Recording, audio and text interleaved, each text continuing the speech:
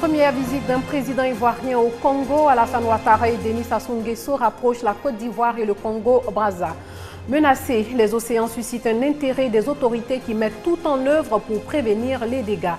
Et puis au Burundi, l'enseignement du swahili et de l'anglais constitue un vrai casse-tête chinois pour les apprenants et même pour les enseignants. Madame, Monsieur, bonjour, bienvenue dans le 12h30. Renforcer la coopération entre la Côte d'Ivoire et le Congo, c'est le but de la visite du président Ouattara à son homologue congolais Denis Sassou Nguesso. Le chef de l'État aura aujourd'hui une rencontre avec la communauté ivoirienne avant de se rendre à Pointe-Noire en compagnie du président congolais pour visiter le port de la ville. Les deux présidents vont aussi passer en revue les questions de paix, de sécurité et d'intégration africaine. Cette visite officielle constitue la toute première d'un chef d'État ivoirien au Congo. C'est aujourd'hui la journée mondiale des océans, sensibilisation, promotion d'une meilleure gestion des océans et leurs ressources à l'ordre du jour. En tout cas, le gouvernement s'attelle à sauvegarder cette ressource qui nourrit des milliers de personnes. Juliette Ouéa nous en dit plus. Le thème retenu pour la célébration de la journée mondiale des océans 2013 est « Ensemble, nous avons le pouvoir de protéger l'océan ». Les océans sont des étendues d'eau salée qui recouvrent plus de 70% de la surface de la Terre. Les 5 océans, dont le Pacifique, l'Atlantique, l'Indien, l'Antarctique et l'Arctique, absorbent environ 30% du dioxyde de carbone produit par les populations. Pourvoyeurs d'emplois grâce au tourisme et à la pêche, les océans sont malheureusement dégradés par les activités humaines, à savoir les pollutions domestiques, agricoles, industrielles et l'érosion côtière. Des problèmes également rencontrés sur le littoral ivoirien.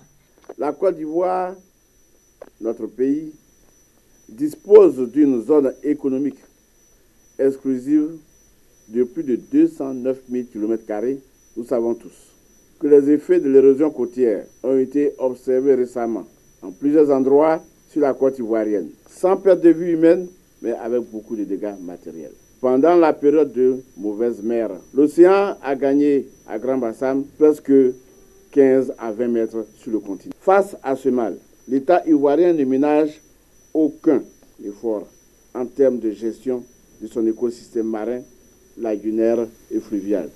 Pour protéger les océans, le gouvernement ivoirien invite les entreprises pétrolières, les réceptifs hôteliers, les touristes et les populations à réduire les actions nuisibles à l'environnement côtier et marin. Miss Monde Environnement et Miss Afrique du Sud Environnement reçus par le ministre de la Communication hier. Il était question de l'organisation du concours Miss Environnement en Côte d'Ivoire. Aimé Kouadio pour en savoir davantage. Quand la beauté écrit les plus belles pages de l'environnement, un concours pour désigner Miss Côte d'Ivoire Environnement le témoigne bien. Ce concours aura lieu en août prochain sur la terre de Burni. Une première. Objectif, lutter contre l'insalubrité pour mieux préserver l'environnement. Et pour relever l'intérêt de cette initiative aux autorités, Miss Monde Environnement 2012 et Miss Afrique du Sud Environnement 2012 chez la ministre de la Communication, Maître Afoussiata Bamba Lamine. Elles sont accompagnées par une délégation du ministère de l'Environnement et le comité national du concours. C'est de pouvoir élire une ambassadrice environnement pour chaque pays, dont la Côte d'Ivoire, et à le concours mondial, présenter les projets environnementaux de la Côte d'Ivoire et faire un plaidoyer aux Nations Unies pour que plus de moyens soient donnés à notre nation. La soirée Miss Côte d'Ivoire, les 10 premières filles sont retenues automatiquement pour le concours Miss Environnement. La Miss Côte d'Ivoire, effectivement, en tant que Miss, n'y participera pas, mais 9 autres filles y participeront. Elles auront des projets environnementaux à défendre. Occasion pour Miss Monde Environnement de partager sa vision pour la protection de l'environnement. My message for the voix. Que nous avons un beau pays et qu'il faille effectivement aider la nation, aider nos populations rurales, nos populations dans les villes, afin qu'on puisse porter ce message déjà de la préservation de l'eau. La ministre de la Communication salue l'organisation de ce concours. En le faisant, nous allons justement éduquer nos enfants à cette question de l'environnement, de sorte que demain, nous soyons sûrs que nous laissons donc un pays non seulement qui se porte bien, mais un pays dans lequel il fait bon vivre et un pays pour nos enfants et pour les générations futures. La future ambassadrice de l'environnement participera au concours Miss Monde Environnement en Asie fin octobre 2013. L'IPNEP Tamal à ses bâtiments, l'Institut pédagogique national de l'enseignement technique et professionnel n'est plus que l'ombre de lui-même. Trou béant dans les murs, toiture endommagée, la crise post-électorale est passée par là. Un décor qui ne cadre pas avec cet établissement jadis connu pour ses enseignements de qualité. Le constat de Hamza Diaby. L'IPNET va mal.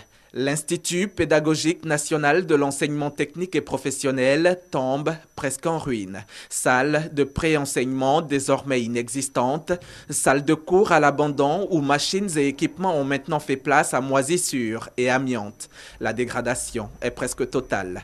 Un cadre jadis propice aux études qui aujourd'hui nécessite un coup de neuf. Les bâtiments sont dans un état de délabrement avancé, ce qui fait que l'encadrement devient difficile. Quand on visite tous nos ateliers, là, vraiment, il y a quelque chose à faire. Tous nos instruments que nous avons sont des instruments dépassés. Il faut une action d'envergure pour remplacer tous ces instruments obsolètes-là pour que nous puissions faire l'enseignement et même penser à faire la production.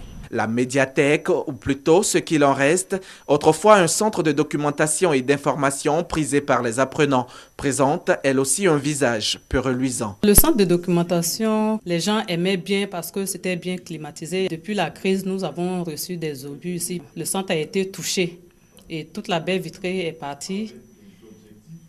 L'eau a commencé à s'infiltrer. Quand tu viens le matin, tu es bien portante, mais avant de rentrer, tu es enrhumé. L'Institut pédagogique national de l'enseignement technique et professionnel a été créé depuis 1975. C'est un établissement d'enseignement supérieur spécialisé, entre autres, dans la formation initiale et continue et la production didactique et industrielle. Un prix décerné aux meilleurs étudiants en médecine, odontostomatologie et pharmacie. Le prix scientifique Kwame Enyankou vise à encourager les étudiants de ces UFR en les amenant à se surpasser. 5 étudiants de la faculté de médecine, de pharmacie et d'odontostomatologie ont été primés. L'excellence de ces apprenants a payé le prix scientifique Kwame Enyankou donc pour les encourager. Il fallait avoir moins de 30 ans et être en thèse d'état, avoir un sujet pertinent.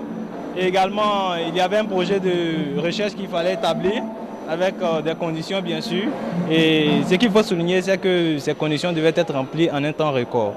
Voilà, et nous avons travaillé à cela et aujourd'hui nous sommes là.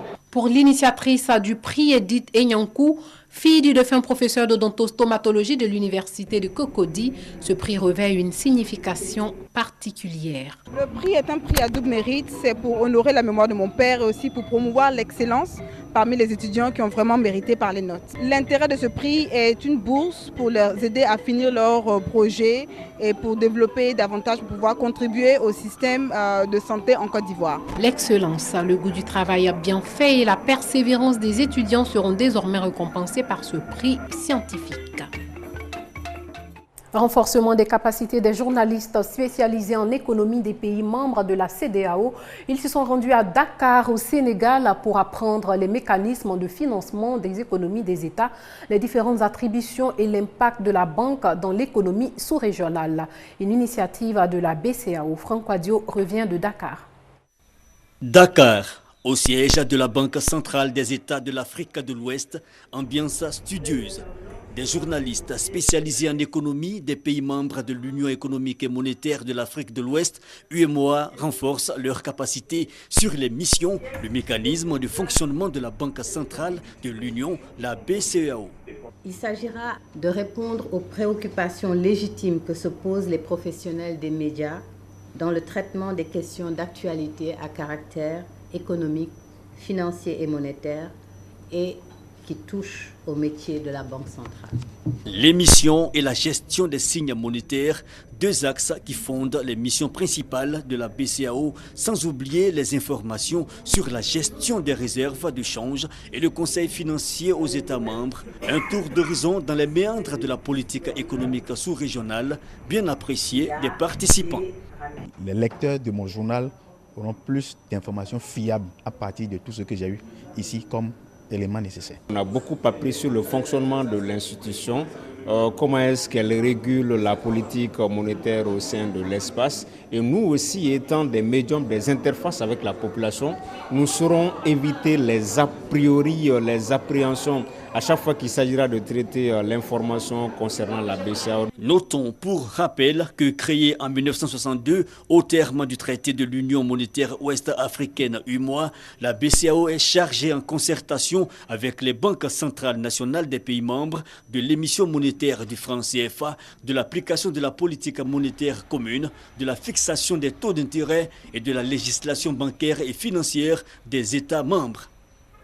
Football éliminatoire pour le mondial à 2014, la Côte d'Ivoire et la Gambie s'affrontent cet après-midi même. Les éléphants sont d'ailleurs là-bas pour défendre les couleurs du drapeau ivoirien et remporter ce match. Mais avant cette rencontre, la population se prononce. Vous avez une fois vu un éléphant aller en dessous? L'éléphant est toujours au-dessus, par sa taille même. C'est pas pour rien qu'on dit éléphant. Donc ne vous en faites pas. Les éléphants vont gagner. Concernant les éléphants, nous on est fatigués d'eux. Hein. Nous on est habitués à les défaites là. S'ils ont gagné, on crie ou s'ils n'ont pas gagné, on s'assoit comme d'habitude. On est habitué à la défaite. Ghana a gagné hier, aujourd'hui Dieu a fait Côte d'Ivoire aussi va gagner. Côte d'Ivoire va gagner. Si Côte d'Ivoire gagne, Ghana gagne, tout c'est bon. À mon humble avis, la Côte d'Ivoire pas favori, il n'y a pas match. Il n'y a pas match, il faut dire que les carottes sont déjà cuites. Alors c'est de la cerise sur du gâteau. Ouverture à Ouagadougou des négociations entre le pouvoir malien et le groupe Touareg qui occupe Kidal dans le nord-est du Mali. La médiation burkinabé appelle à la cessation des hostilités en vue de créer les conditions de sécurité indispensables à la tenue des élections présidentielles prévues en juillet prochain. Au Burundi, l'enseignement des langues est un exercice bien difficile. Une centaine d'apprenants tentent tant bien que mal d'apprendre le swahili.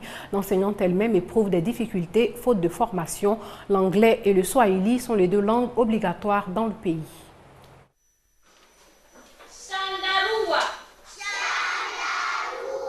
Dans les faubourgs de Bujumbura, leçon de swahili pour ces élèves de première année de primaire.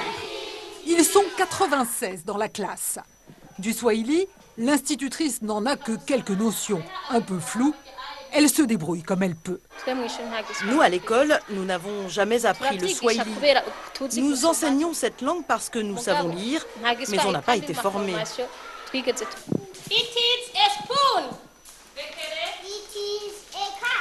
Dans la classe d'à côté, c'est l'heure du cours d'anglais. C'est Anita qui est aux commandes. Et ce n'est pas vraiment mieux. Mais Anita n'a pas le choix. Depuis 6 ans, au Burundi, l'apprentissage de l'anglais et du swahili est obligatoire dès le primaire. Il s'ajoute au français et au kirundi, la langue maternelle, et quelquefois ça marche. My name is Melissa. How are you? Fine, thank you. And you? How about you? Pourtant, ils sont nombreux à le dire. 4 langues dès 6 ans, ça fait beaucoup. Il y a souvent confusion. Quand on leur pose une question en anglais, ils répondent en swahili. Et quand on leur pose une question en swahili, ils répondent en anglais. Les deux langues ont été introduites dans le système éducatif burundais pour répondre à un souci de positionnement géopolitique et géostratégique. Rattaché à la communauté des États d'Afrique de l'Est, le Burundi est entouré de 3 pays anglophones. Ses voisins parlent le swahili.